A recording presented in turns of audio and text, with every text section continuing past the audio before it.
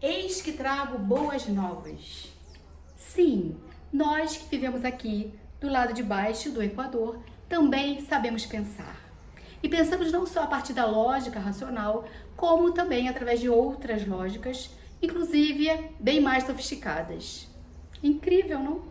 Olá pessoal, bem-vindos, bem-vindas, bem-vindos ao meu canal. Meu nome é Rita. E é isso, desde que a Europa resolveu invadir a América, que eles estabeleceram que a única lógica legítima, válida para a construção de conhecimentos, para pensar, é a lógica racional, que é exatamente o que a gente chama de eurocentrismo. O problema é que existem muitas outras formas de pensar, não só por via da razão, mas também através dos sentimentos, das intuições, daquilo que nos afeta. Bem, como nós vimos no último vídeo, cujo link eu vou deixar aqui embaixo, um dos mitos fundacionais do racionalismo é o evolucionismo, segundo o qual todos esses povos não europeus encontrados aqui na América fazem parte de um passado bárbaro e por isso eles devem ser então encaminhados até um estado no qual a Europa já se encontrava naquela época, segundo eles, ou seja, a civilização. Exatamente esse o projeto expansionista europeu, sempre muito bem acompanhado da Igreja Católica e do seu também projeto universalista e expansionista. Agora, um dado interessante em relação ao evolucionismo é que a partir do momento que a Europa chega nas Américas, estabelece-se duas linhas de tempo. Uma linha é a linha do tempo histórico europeu. A outra linha é a linha do tempo dos povos não europeus. Sendo que essa linha dos povos europeus nunca vai se entrecruzar com essa outra linha, para ambos. Porque para a Europa não interessa a história dos povos não europeus, inclusive porque eles consideram esses povos bárbaros. Então eles vão desprezar essa história. E para nós, para os países que foram colonizados, essas linhas nunca vão se entrecruzar, porque nós vamos ter que adotar como nossa, nós vamos ser obrigados a adotar como nossa a história da metrópole, a história europeia. A nossa história não pode, não deve começar lá há milênios, quando surgiram as civilizações indígenas, por exemplo. E vamos ter que, inclusive, criar uma identidade outra que não é nossa, que é, na verdade, europeia. E é claro que quando você despreza, anula toda a produção cultural, religião, valores, modos de pensar, lógicas de pensamento de um povo, você está anulando a identidade desse povo, você está anulando esse povo, ou seja, você está produzindo inexistências. E quando você produz uma inexistência, você está desumanizando esses povos. Uma desumanização absolutamente necessária para as intenções europeias, os objetivos europeus, que era a de explorar esses povos, que era de escravizar esses povos e assim, através do trabalho da mão escrava, conseguir o acúmulo de capital necessário para que eles começassem a expandir um novo sistema mundial, que é o sistema capitalista. Bem, essas formas diferentes de pensar, essas lógicas diferentes, muitas vezes criam um abismo entre a cultura europeia e a cultura não europeia, a ponto de realmente existir uma dificuldade de comunicação e de entendimento que exige um esforço mútuo para que essa tradução entre essas lógicas aconteça. É o caso, por exemplo, em relação à palavra território.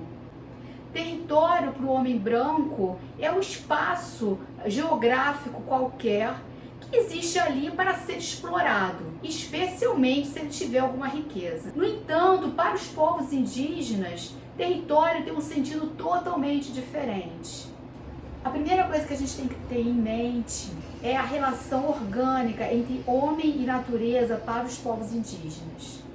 E eu vou tentar transmitir isso para vocês através do povo Xacriabá.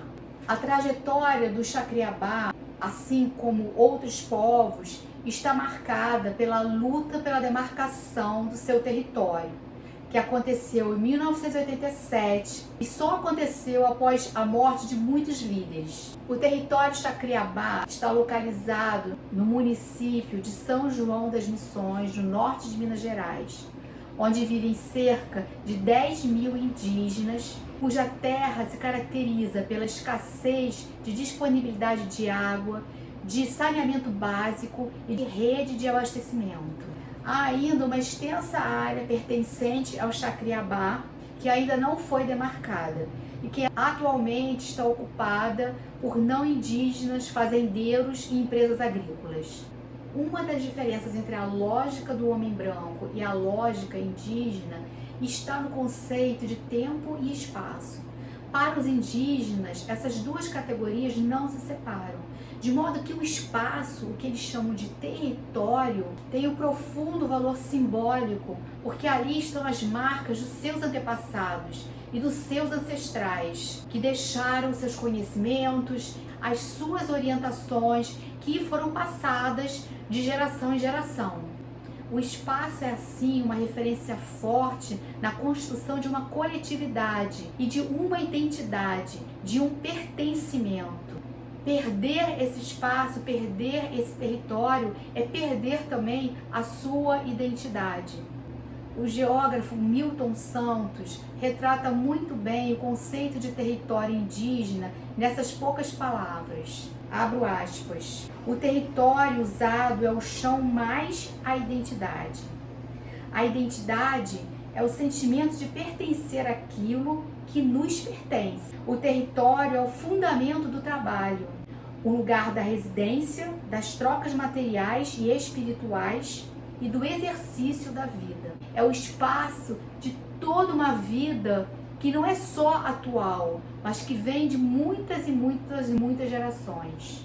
Nesse sentido, uma outra diferença entre a lógica indígena e a lógica não indígena está no conceito de tempo. Para o indígena, não existe presente, passado e futuro. Essa diferença temporal tão marcada como existe para o homem branco. Porque no presente estão todos os conhecimentos e os saberes que eles vêm recebendo há muitas gerações e que têm uma relação estreita com a terra onde vivem. E o futuro deles também está no presente. Está exatamente nesses saberes que eles vêm acumulando e nos saberes que eles constroem a cada dia. Assim, se para o homem branco a ligação com a terra é uma ligação puramente materialista, para o homem indígena essa relação é profundamente sentimental, de modo que retirar-lhe o território é retirar-lhe o conhecimento, exatamente o que lhe dá o poder de ser, um poder que o potencializa para o movimento, para a vida. E agora as palavras de um indígena Xacriabá sobre o território. Precisa considerar o território como um importante elemento que nos alimenta e constitui o nosso ser pessoa no mundo, não sendo possível nos ver apartados do território, pois somos também parte indissociável dele. O corpo precisa estar em movimento e reagindo na luta, porque o nosso corpo é território, e é isso que segura o movimento indígena.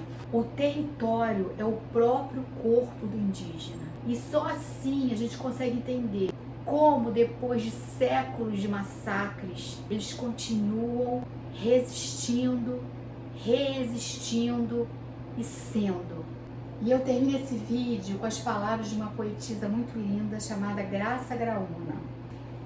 Essas palavras estão aqui nesse livrinho, Fios do Tempo.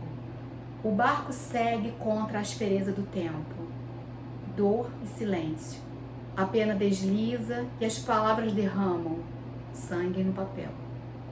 E é isso, pessoal. Se vocês gostaram desse vídeo, não deixem de dar seu like, se inscrevam no canal, comentem, compartilhem, enfim, vamos ajudar a crescer esse canal, que é um canal feito com muito carinho.